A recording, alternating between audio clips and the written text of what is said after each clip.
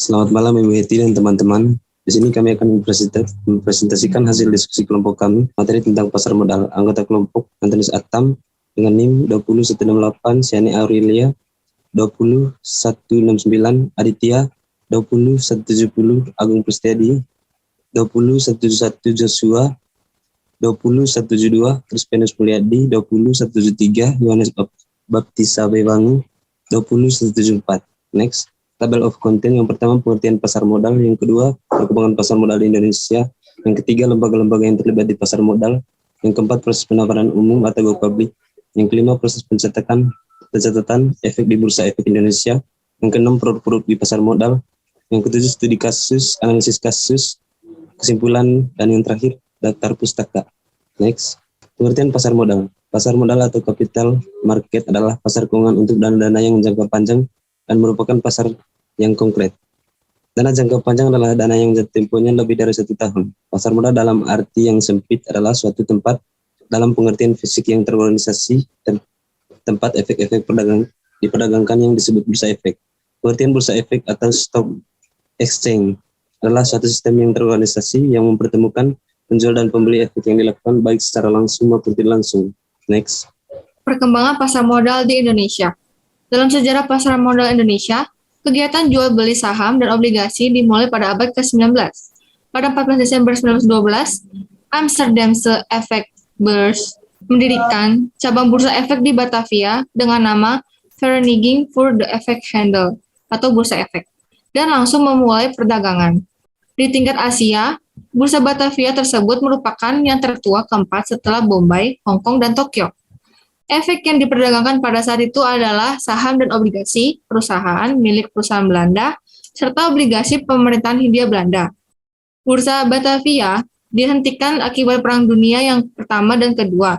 Setelah setahun pemerintahan Belanda mengakui kedaulatan RI, tepatnya pada 1950, obligasi Republik Indonesia dikeluarkan oleh pemerintah dan pasar modal Indonesia mulai aktif kembali hingga saat ini. Lembaga yang terlibat di pasar modal. Yang pertama adalah BAPEPAM, Badan Pengawas Pasar Modal. BAPEPAM dipimpin oleh seorang ketua yang tugas pokoknya adalah memimpin BAPEPAM sesuai dengan kebijakan yang telah digariskan oleh pemerintah dan membina aparatur BAPEPAM agar berdaya guna dan berhasil guna. Tugas Badan Pengawas Pasar Modal menurut Kepres nomor 53 tahun 1990 tentang bursa modal adalah sebagai berikut. Yang pertama, mengikuti perkembangan dan mengatur pasar modal sehingga efek dapat ditawarkan dan diperdagangkan secara teratur dan efisien serta melindungi kepentingan pemodal masyarakat umum. Yang kedua, melaksanakan pembinaan dan pengawasan terhadap lembaga-lembaga seperti bursa efek, lembaga clearing atau penyelesaian dan penyimpanan, perangkat reksadana, perusahaan efek dan perorangan, lembaga penunjang pasar modal yaitu tempat penitipan harta biro administrasi efek, wali amanat atau penanggung, dan profesi penunjang pasar modal. Yang terakhir, memberi pendapat kepada Menteri Keuangan mengenai pasar modal. Yang kedua adalah lembaga penunjang pasar perdana, yaitu lembaga yang menyediakan jasa-jasa dalam rangka pelaksanaan go publik. Lembaga penunjang ini terdiri atas hal berikut. Yang pertama ada penjamin emisi efek dengan tugasnya. Yang kedua adalah angkutan publik dengan tugasnya.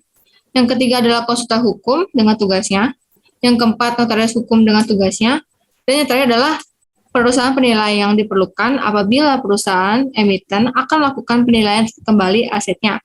Dan tersebut dimaksudkan untuk mengetahui berapa besarnya nilai wajar aset perusahaan sebagai dasar dalam melakukan emisi melalui pasar modal.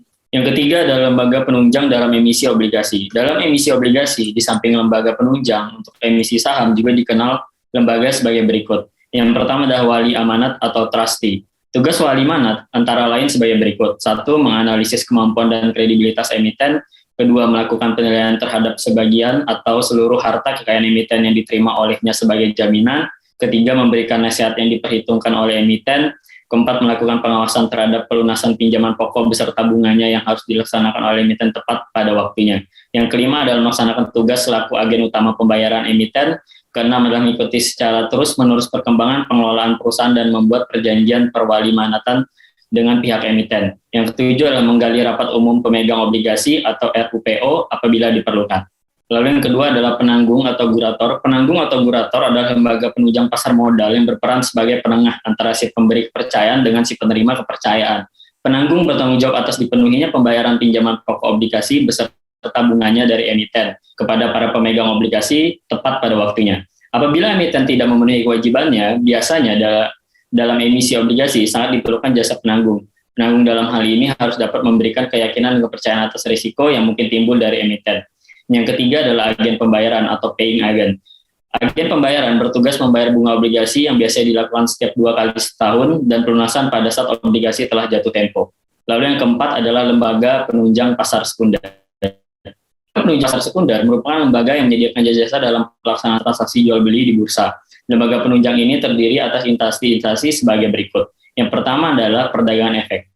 Di samping melakukan jual beli efek untuk diri sendiri, perdagangan efek juga bertugas untuk menciptakan pasar bagi efek tertentu dan menjaga keseimbangan harga serta memelihara likuiditas efek dengan cara membeli dan menjual efek tertentu di pasar sekunder. Yang kedua adalah perantara perdagangan efek atau broker. Broker bertugas menerima order jual dan order beli investor untuk kemudian ditawarkan di bursa efek. Atas jasa perantaraan ini, broker menggunakan fee kepada investor. Lalu yang ketiga adalah perusahaan efek. Perusahaan efek atau perusahaan sekuritas, security company, dapat menjalankan satu atau beberapa kegiatan, baik sebagai penjamin emisi efek atau yang disebut underwriter, perantara perdagangan efek, manajer investasi, maupun penasihat investasi. Lalu ada biro administratif efek, yaitu pihak yang berdasarkan pada kontrak dengan emiten secara teratur, menyediakan jasa-jasa melaksanakan pembukuan, transfer dan pencetakan, pembayaran dividen, pembayaran hak opsi, emisi sertifikat, atau laporan tahunan untuk emiten. Lalu selanjutnya ada reksadana atau mutual fund. Reksadana atau mutual fund atau investasi fund merupakan perusahaan yang kegiatan yang mengelola dana-dana dari investor yang pada umumnya diinvestasikan dalam bentuk instrumen pasar modal dan atau pasar uang oleh manajer investasi. Atas dana yang dikelola tersebut diterbitkan unit saham atau sertifikat sebagai bukti keikutsertaan investor pada perusahaan reksadana tersebut. Proses penawaran umum. Penawaran umum merupakan kegiatan yang dilakukan oleh emiten untuk menjual efek kepada masyarakat berdasarkan tata cara yang diatur oleh undang-undang serta peraturan pelaksananya. Dana tersebut dapat digunakan untuk melakukan ekspansi, memperbaiki struktur pemodalan, dan divestasi. Dengan adanya proses penawaran umum, perusahaan emiten akan mendapatkan banyak keuntungan. Keuntungannya sebagai berikut. Yang pertama, dapat memperoleh dana yang relatif besar dan diterima sekaligus tanpa melalui termin. Yang kedua, proses melakukan go public relatif mudah. Yang ketiga, perusahaan dituntut untuk lebih terbuka. Yang keempat, memberikan kesempatan pada kalangan masyarakat untuk turut serta memiliki saham perusahaan. Yang kelima, emiten akan lebih dikenal oleh masyarakat. Persiapan dalam rangka penawaran umum. Yang pertama, manajemen perusahaan menetapkan rencana mencari dana melalui go public. Yang kedua, rencana go public tersebut dimintakan persetujuan kepada para pemegang saham dan perubahan anggaran dasar dalam RUPS atau rencana rapat umum pemegang saham. Yang ketiga, emiten mencari profesi penunjang dan lembaga penunjang. Yang keempat, mempersiapkan kelengkapan dokumen emisi. Yang kelima, kontrak pendahuluan dengan bursa efek. Yang keenam, penandatanganan perjanjian emisi. Yang ketujuh, penawaran obligasi atau efek lainnya yang bersifat utang, maka harus terlebih dahulu memperoleh peringkat dari lembaga pemerikat efek. Yang terakhir, menyampaikan pernyataan pendaftaran beserta dokumen-dokumen pada Bapepam. Tahapan dalam rangka penawaran umum. Yang pertama, tahapan persiapan. Tahapan ini merupakan tahapan awal dalam rangka mempersiapkan segala sesuatu yang berkaitan dengan proses penawaran. Perusahaan yang akan menerbitkan saham akan melakukan RUPS untuk meminta persetujuan kepada pemegang saham. Setelah mendapatkan persetujuan, emiten akan melakukan penunjukan penjamin emisi serta lembaga dan profesi penunjang pasar. Yang kedua, tahap pengajuan pernyataan pendaftaran. Calon emiten menyampaikan pendaftaran kepada Badan Pengawas Pasar Modal hingga Bapepam menyatakan pendaftaran menjadi efektif. Yang ketiga, tahap penawaran saham. Ini merupakan tahapan utama karena emiten menawarkan saham kepada investor. Investor dapat membeli saham melalui agen-agen penjual yang telah ditunjuk. Jika investor tidak mendapatkan saham pada pasar perdana, maka investor dapat membeli di pasar sekunder setelah saham dicatatkan di bursa efek. Proses pencatatan efek di Bursa Efek Indonesia. Proses pencatatan efek di BEI, Bursa Efek Indonesia, dilakukan setelah pernyataan efektif oleh Bapepam, Badan Pengawas Pasar Modal, dan Lembaga Keuangan, dan emiten bersama dengan penjamin emisi telah melakukan penawaran umum. Maka dilakukan tindakan sebagai berikut. Yang pertama, emiten mengajukan permohonan pencatatan ke bursa sesuai dengan ketentuan pencatatan efek di BEI. Yang kedua, BEI melakukan evaluasi berdasarkan pada persyaratan pencatatan. Yang ketiga, jika memenuhi persyaratan-persyaratan, BI memberikan surat persetujuan secaratan. Yang keempat, emiten membayar biaya pencatatan. Yang kelima, BI mengumumkan pencatatan efek tersebut di bursa. Dan yang terakhir, efek tersebut mulai tercatat dan dapat diperdagangkan di bursa. Persyaratan pencatatan saham. 1. Pernyataan pendaftaran emisi telah dinyatakan efektif oleh Bapepam. Yang kedua, laporan keuangan diaudit akuntan terdaftar di Bapepam dengan pendapat bajar tanpa kualifikasi BTK unqualified opinion untuk tahun buku terakhir. Yang ketiga, minimal jumlah saham yang dicatatkan 1 juta lembar. Yang keempat, jumlah pemegang saham minimal 200 pemodal atau satu pemodal memiliki sekurang-kurangnya 500 saham. Yang kelima, wajib mencatatkan seluruh sahamnya yang telah ditempatkan dan disetor penuh atau company listing sepanjang tidak bertentangan dengan kepemilikan asing atau maksimal 49% dari jumlah saham yang tercatat di bursa. Yang keenam, telah berdiri dan beroperasi sekurang-kurangnya 3 tahun. Maksudnya yaitu telah berdiri pada suatu tahun buku apabila anggaran dasarnya telah memperoleh pengesahan dari Departemen Kehakiman. Berikutnya, persyaratan pencatatan obligasi. Yang pertama, itu pernyataan pendaftaran telah dinyatakan efektif oleh Bapepam. Yang kedua, laporan keuangan diaudit akuntan terdaftar di Bapepam dengan pendapat wajar tanpa kualifikasi atau WTK tahun buku terakhir. Yang ketiga, nilai nominal obligasi yang dicantumkan minimal 25 miliar. Yang keempat, rentang waktu efektif dengan permohonan pencatatan tidak lebih dari 6 bulan dan sisa jangka waktu jatuh tempo obligasi sekurang-kurangnya 4 tahun. Yang kelima, telah berdiri dan beroperasi sekurang-kurangnya 3 tahun. Yang keenam, 2 tahun terakhir memperoleh laba operasional dan tidak ada saldo rugi tahun terakhir. Yang ketujuh, anggota direksi dan komisaris memiliki reputasi yang baik. Kemudian persyaratan pencatatan reksadana. Yang pertama, reksadana tersebut telah memperoleh izin usaha dari Menteri Keuangan. Yang kedua, pernyataan pendaftarannya telah dinyatakan efektif oleh Bapepam. Yang ketiga, nilai nominal saham reksadana yang ditawarkan minimal senilai 10 miliar. Yang keempat, jumlah pemegang saham atau orang atau badan minimal 200 pemodal atau satu pemodal memiliki 500 saham. Yang kelima, direksi dan manajer investasi memiliki reputasi baik. Kemudian, persyaratan pencatatan waran. Yang pertama, waran harus diterbitkan oleh emiten yang sahamnya telah tercatat di bursa. Yang kedua, pernyataan pendaftaran atas waran telah dinyatakan efektif. Yang ketiga, setiap waran harus memberikan hak kepada pemegang waran untuk membeli minimal 1 saham atau kelipatannya. Yang keempat, waran yang dicatatkan memiliki masa berlaku minimal 3 tahun dan pelaksanaan hak atau konvensi minimal 6 bulan setelah waran diterbitkan. Yang kelima, harga pelaksanaan hak atau konvensi atas waran maksimal 125% dari harga saham terakhir pada hari saat diputuskannya penerbitan waran oleh RUPS atau Rapat Umum Pemegang Saham atau emiten. Yang keenam, perjanjian penerbitan waran memuat ketentuan tentang yang pertama, perlakuan untuk waran yang tidak dikonversi sepanjang jatuh tempo. Yang kedua, perlindungan pemegang waran dari dilusi karena turunnya harga saham akibat keputusan perusahaan. Yang ketujuh, harga pelaksanaan waran tidak menyimpang dari harga yang ditetapkan oleh dalam perjanjian penerbitan waran. Yang kedelapan, sertifikat waran diterbitkan atas nama. Kewajiban pelaporan emiten. Setelah perusahaan go publik dan mencatatkan efeknya di bursa, maka emiten sebagai perusahaan publik wajib menyampaikan laporan secara rutin ataupun laporan lain jika ada kejadian penting kepada Bapepam dan BEI. Seluruh laporan yang disampaikan oleh emiten kepada bursa akan dipublikasikan kepada masyarakat yang berperan sebagai pemodal melalui pengumuman papan informasi. Hal ini penting karena sebagian pemodal, terutama pemodal publik, tidak memiliki akses informasi langsung kepada emiten. Untuk mengetahui kinerja perusahaan, maka pemodal sangat bergantung pada informasi tersebut. Oleh karena itu, kewajiban pelaporan dimaksudkan untuk membantu penyebaran informasi agar dapat sampai secara tepat waktu dan tepat guna kepada pemodal. Yang berikutnya, produk-produk di pasar modal. Yang pertama, reksadana. Reksadana atau mutual fund adalah wadah yang dipergunakan untuk menghimpun dana dari masyarakat pemodal untuk selanjutnya diinvestasikan dalam portofolio efek oleh manajer investasi sesuai dengan Undang-Undang Pasar Modal Nomor 8 Tahun 1995. Yang kedua, saham biasa. Saham ini dapat didefinisikan sebagai tanda penyertaan atau pemilikan seseorang atau badan dalam suatu perusahaan. perusahaan. Wujud saham adalah selembar kertas yang menerangkan bahwa pemilik kertas tersebut adalah pemilik perusahaan yang menerbitkan perusahaan tersebut. Next. Yang ketiga, saham preferen. Saham preferen adalah gabungan atau hybrid antara obligasi dan saham biasa.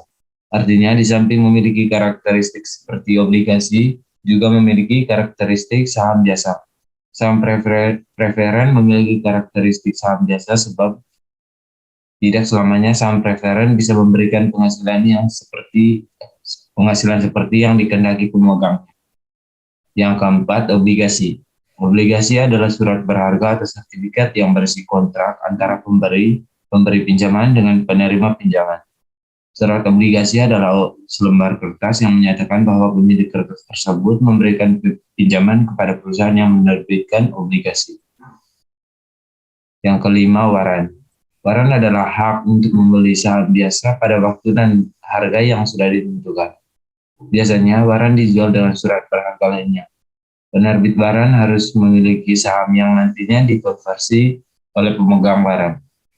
Namun, setelah obligasi atau saham yang disertai waran memasuki pasar, baik obligasi, saham maupun waran dapat diperdagangkan secara terpisah. Yang keenam, right issue. Right issue merupakan hak bagi pemodal memberi saham baru yang dikeluarkan emiten. Karena merupakan hak, maka investor tidak terikat untuk membelinya. Ini berbeda dengan bonus atau dividen saham yang otomatis diterima oleh pemegang saham. Right issue dapat diperdagangkan. Yang ketujuh, stock option. Stock option atau opsi saham adalah kontrak sederhana yang memperbolehkan pemiliknya untuk menjual atau put option atau membeli atau call option, sebuah stok dengan harga yang sudah ditentukan sebelum stok tersebut kedaluarsa.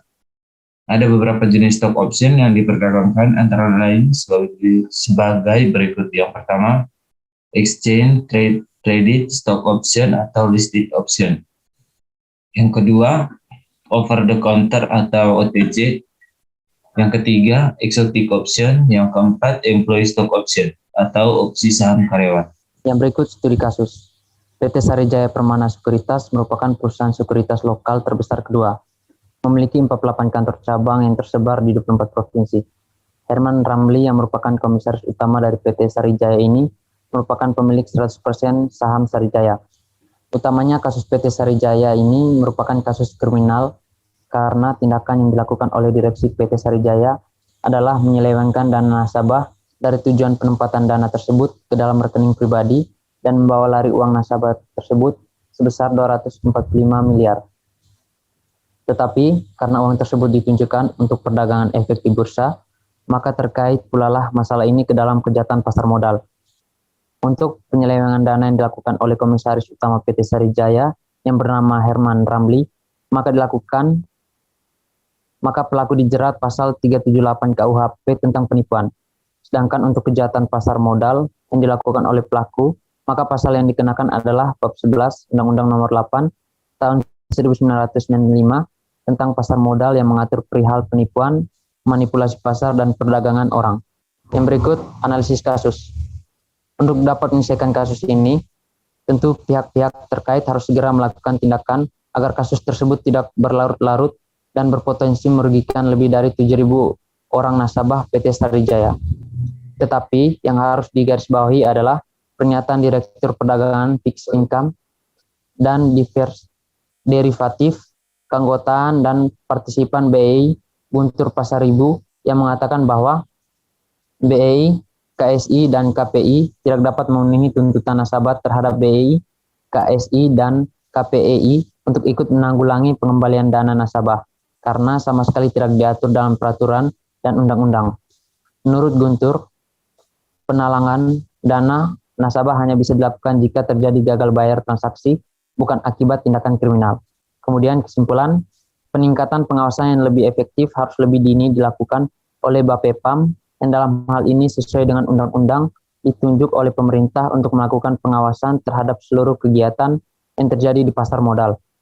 Dalam hal ini, kegiatan pengumpulan dana dan laporan-laporannya harus dilakukan secara detail dan lebih intensif untuk dapat melakukan early detection terhadap penyelewengan yang dilakukan oleh pihak-pihak tertentu di industri pasar modal tersebut. Walaupun tuntutan yang dikenakan masih berkenaan dengan KUHP, tetapi karena kegiatan yang dilakukan di dalam pasar modal dan menyangkut para pihak yang terkait di pasar tersebut, maka pasal-pasal yang berkaitan dengan kejahatan pada Undang-Undang Pasar Modal pun dapat diikut sertakan. Kemudian, daftar pustaka, itulah hasil presentasi dari kelompok